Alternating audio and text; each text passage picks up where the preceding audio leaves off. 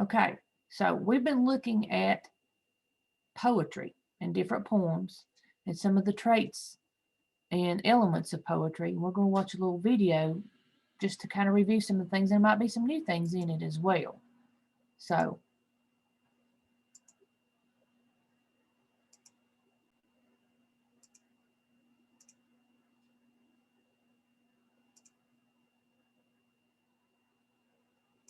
okay, is it showing? Hello, readers. Is it showing you the video? Are you Yes. seeing the video when I Yes. switched it? Okay, all right. Let's talk about poems. Poetry is a special kind of writing. If ordinary writing is like talking, then poetry is like singing. Poetry is a way of making art with language. Poems can express huge ideas or feelings. They can be about the sound or rhythm of language, or they can be goofy little jokes. It's like any other kind of writing. Poems can be about everything, or they can be about nothing at all. They can be funny or sad or sweet. They can rhyme. They can very much not rhyme. And all of that is, in my opinion, absolutely wonderful. I think of some poems as condensed ideas. They contain a lot of ideas in small amounts of text, so every word matters a lot. Those are little light bulbs representing ideas. So I'm going to look at a couple of poems today in order to describe some parts of a poem. Let's begin with the poem Cat by Marilyn Singer. It goes like this. Cat. I prefer warm fur, a perfect fire to lie beside, a cozy lap where I can nap, an empty chair when she's not there. I want heat on my feet, on my nose, on my hide. No cat I remember dislikes December inside. So the person who wrote this poem, Marilyn Singer, is the poet. For stories, the person who writes the poem is an author, but for poems, the writer is a poet. But who is telling the poem? Who's speaking? The person whose voice we hear in a poem is called the speaker. Which is another thing I like about poetry. When you're having trouble understanding a poem, read it aloud. Part of the pleasure of poetry, for me, is hearing the words bounce around as you say them. And in this poem, I'm pretty sure the speaker is a cat. Now you'll notice there are only 3 sentences in this poem, but they're separated into 15 lines. You can see these lines have anywhere from 1 to 4 words in them. Lines can be as long or as short as a poet likes. But here the poet is creating these line breaks to indicate pauses and rhythms. Right, like normally we wouldn't start a new line here if this were prose, which is what we call all other forms of writing. Prose uses normal sentences and paragraphs, right? The poet is choosing to create line breaks in order to change the way the sentence or the line looks on the page. Poetry is not just about how it sounds, sometimes it's about how it looks as it's written. Now, in addition, the poet is also using spaces to scoot these 3 phrases over, as well as this word, inside. The words themselves are scooted in. They're curled up and feeling cozy, like a cat by a fire in the middle of December. You'll also notice that some, but not all, of the lines rhyme with each other. And let's take a moment to think for a second, what is rhyming, really? One way to think about it is when the ending sound of a word matches the other ending sound of a word, like lap and nap, or when a bunch of sounds match each other throughout a pair of words, like remember and December. I want to be super clear about this part because I was already out of high school before I learned this thing, but poems don't have to rhyme. They can, but they definitely don't have to. I have one more poem part to describe to you, and to do it, I want to use Billy Collins' poem Litany, which sounds like a fancy poem at first, but then becomes much more conversational. I'll end by reading the first 3 stanzas, which are these paragraph-looking things. Not all poems are broken into stanzas, but this one is. So, those are some parts of the poem. To review, a poet writes lines. The place where each line ends is called a line break, and a group of lines together in a paragraph is called a stanza. The voice that tells us the poem's narrator, is called the speaker. Some poems rhyme, others don't. Cool. Here's a snippet of Litany by Billy Collins. Litany. You are the bread and the knife, the crystal goblet and the wine, You are the dew on the morning grass and the burning wheel of the sun. You are the white apron of the baker and the marsh birds suddenly in flight. However, you are not the wind in the orchard, the plums on the counter, or the house of cards, and you are certainly not the pine-scented air. There is just no way that you are the pine-scented air. It is possible that you are the fish under the bridge, maybe even the pigeon on the general's head, but you are not even close to being the field of cornflowers at dusk. There's more, but I'd love it if you looked it up and read it aloud yourself. You can learn anything. David out. Okay. So we saw where we were talking about lines, and we talked about rhymes and stanzas. Can anybody tell something new from this video that we didn't know before? That we've not discussed before? That poems can rhyme and not rhyme. Yeah, there's possible. They don't always have to rhyme. We don't call them the author of a poem. What do we call somebody who writes the poem? They're not the author, but a poet. Okay. What about, when we read a story, we talk about like who's telling the story, and we say that's their point of view. What do you call the person who's doing the talking or the point of view in a poem? They are the what of the poem? Speaker. Yeah, that's something else we learned. And what does it mean when you're at the end of a line and you go to the next line? That end's called a what? Line.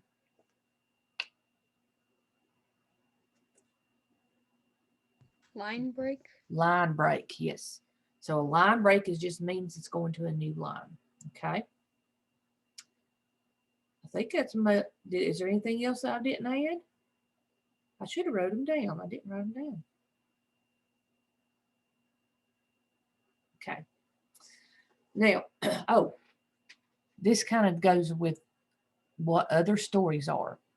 If it's not poetry and written in poem, what kind of writing do we call any other kind of story where it's not written in a poem type of format? Anybody remember that word? That was a new one too. That's a little tougher. Do you remember him saying prose? Other stories are called prose if they're not in a poem format. Okay. So whenever we read a prose story and we want to know what the whole thing is about, does anybody know what we call that? We're looking at what of the story or of the text when we're telling about what the whole entire thing is about.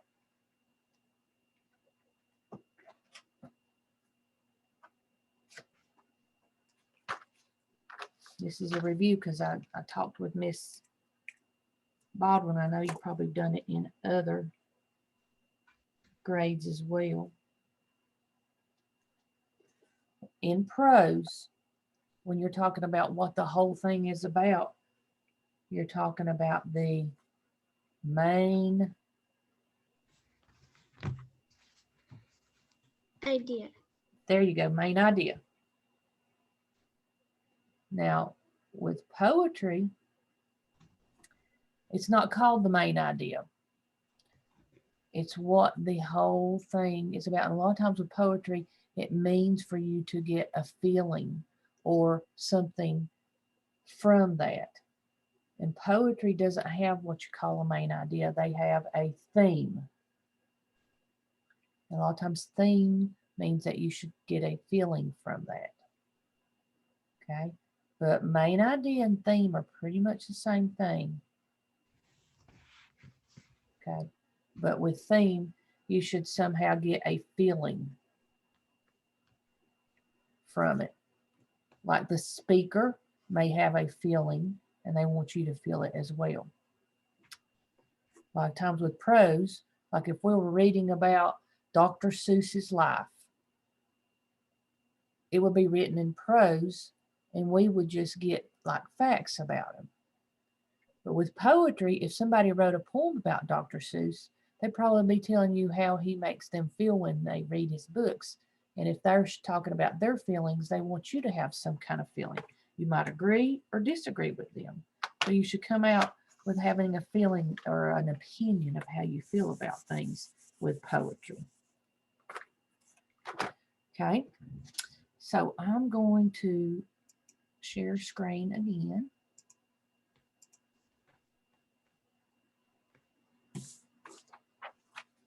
And let's hope I can get this to show wide because this has got like 2 big pages on it. Let's see if it'll work.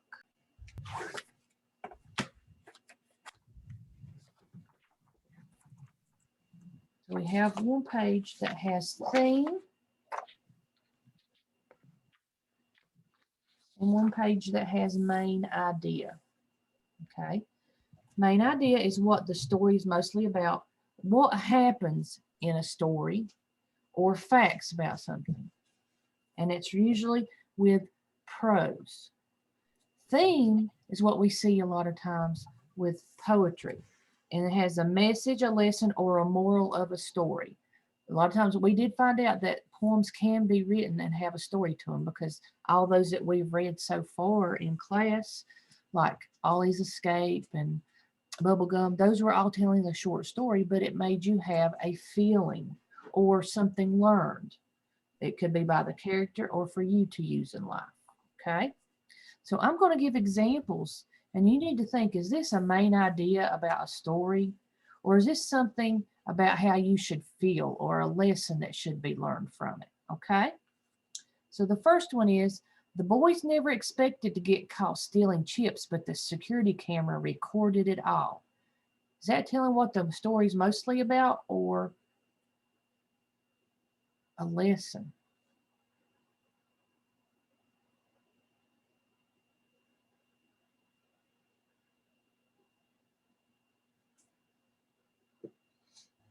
A lesson?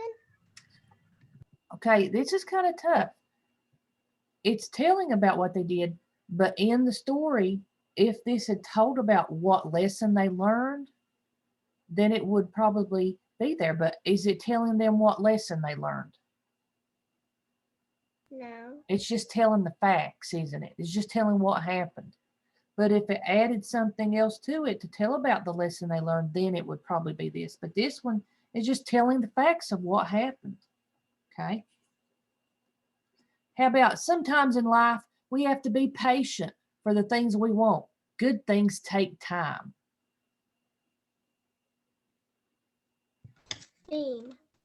Theme, that is a theme, because it's telling about a lesson or a moral that we need to follow. It's not telling about a chain of events that happened. So this one is a theme. How about this? It doesn't matter what kinds of clothes you have or how tall you are. What matters is what's on the inside. Theme. That's a theme. That's really talking about feelings. Yeah. It's nothing about events, things that happen.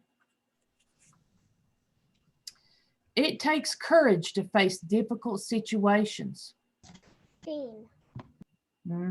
That's telling about lesson or how you need to live things in your life, morals that you need to follow.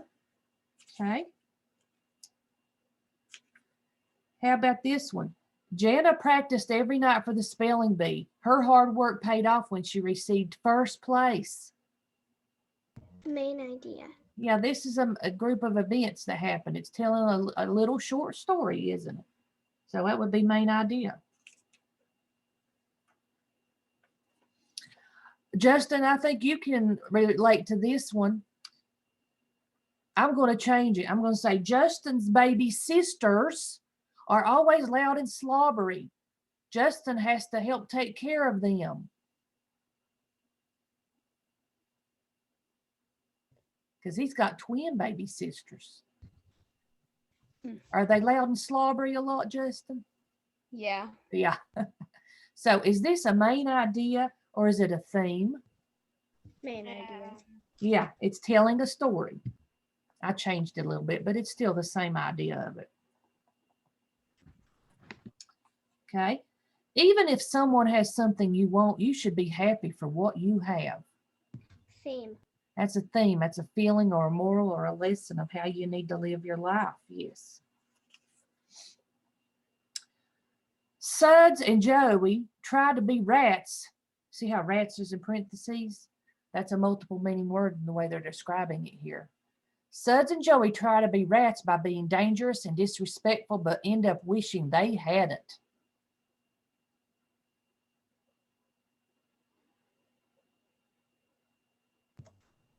Main idea. Yeah, this one's a main idea. It's a tough one because it's talking about wishing they hadn't, being dangerous and disrespectful, but it's not telling about a lesson.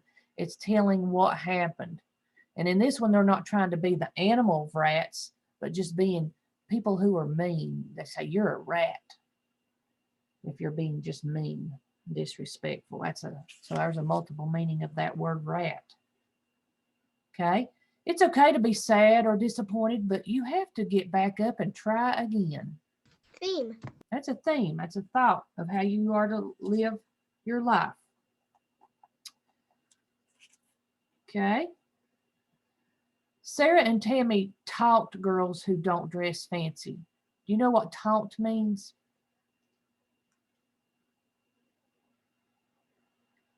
It means make fun of. So Sarah and Tammy make fun of girls who don't dress fancy. They have a difficult time making friends. Main idea. That one's the main idea because it's telling what happened. But if it said they were taunting those that don't dress fancy and they can't make friends, so they decided you need to treat others as you'd want to be treated yourself. If they added that to it, then it would become theme. But this is telling what happens. So it's a main idea. Playground equipment can become very warm in the summer. Kids should be careful. Main idea. That's another main idea, telling what happens. Okay. And how about this one? Friends should be supportive and encouraging no matter what. Theme. That one's a theme. It's telling about how you should do and morals or lessons about living your life. So a lot of times poems are more like this side than they are just telling a story. They may tell a story, but like with this one, how I said I could add to it and make it be a theme. To have a good poem, they usually add that theme part to it. Okay.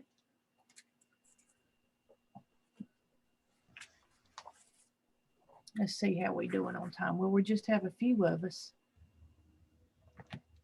I'm going to do one little thing right here, a short paragraph, looking at main idea again. So this one's not going to be a poem. It's just a short paragraph. So we're going to read the paragraph and then choose the main idea. So I can't wait until this weekend. We're going to my grandparents' house and my entire family will be there.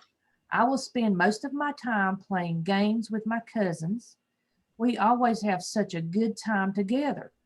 The day goes by so fast, and by the end, we are all exhausted, but we still don't want to leave.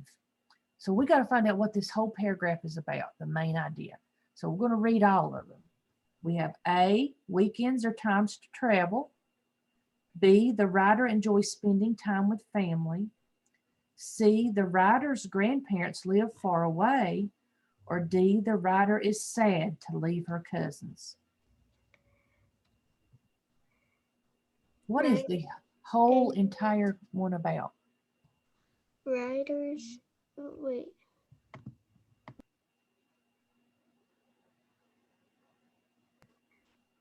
Do I need to make it bigger so you can see it better?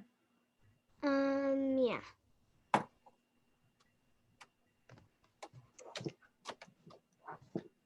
Let's see if I can make this go down lower. Ooh, it's falling. Okay, can you see it better now? I'll have to hold this in place. Yeah. Okay. It did say the weekends are times to travel. They traveled on the weekends, But is that what that whole paragraph's about? Traveling on the weekend? No. No, we can rule it out. How about B? The writer enjoys spending time with family. Maybe. Yeah, because they talk about going with their entire family, spending time with their cousins, have such a good time, and it goes so fast and they're all exhausted. And then we still don't want to leave. So we have a lot that goes with that. Let's look at the C choice. The writer's grandparents live far away. No. No, it just says they go to grandparents' house. It doesn't say how long it takes them at all, does it? And then the writer is sad to leave her cousins. She is sad because it says we still don't want to leave, but does the sentence say we're going to my grandparents' house and my entire family will be there? Does that say anything about being sad about No. leaving? That's just a little part of it, isn't it? So which one kind of describes the whole paragraph as much as possible? B. B, the writer enjoys spending time with family. There's a whole lot more sentences to back that one up. All right, so I'm gonna make this go back up so I can let go of it. Maybe. There we go. Okay. All right. So that's what we're looking at. We're going to start focusing a little bit on poetry. We'll look at some other things a little bit later on, but we're going to look at comparing it to prose with main idea versus theme. So that was looking at a main idea. And then when we get to class tomorrow, we're going to focus on a poem and look at the theme and some other things that go with it that I didn't show you. I don't want to do too much at one time. So I'm going to stop the recording